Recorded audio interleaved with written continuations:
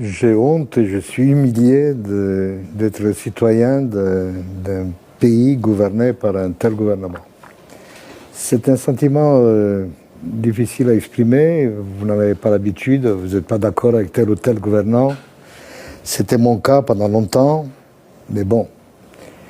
Et là, on a changé d'échelle. On a affaire à des gens qui, il faut bien comprendre de qui il s'agit. Ce sont des ministres qui, en France, seraient derrière les barreaux. Il s'agit d'une bande de suprémacistes, de fascistes, de fondamentalistes, et tout ça ensemble.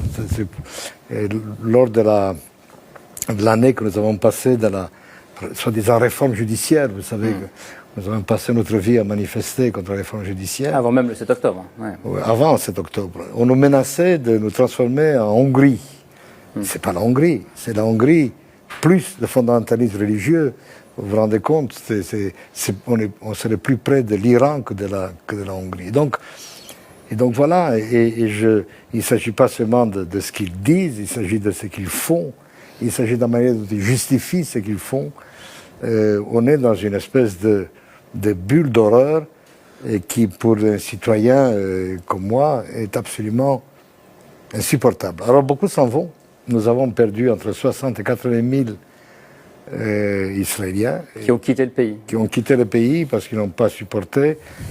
Et ce sont c'est pas n'importe quel Israélien, ce sont des professionnels, ce sont des gens jeunes, ce sont des gens qui portent l'économie de ce pays sur les épaules. Et ils ont décidé que ça suffisait comme ça. Et une caricature d'Haaretz qui était amusante. L'hôtesse de l'air demande dans un avion d'El Al, y a-t-il un médecin dans l'avion? Et on voit tous les hommes qui lèvent la main.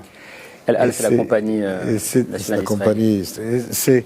C'est une plaisanterie amère, mais tout à fait juste. Les gens votent avec leurs pieds.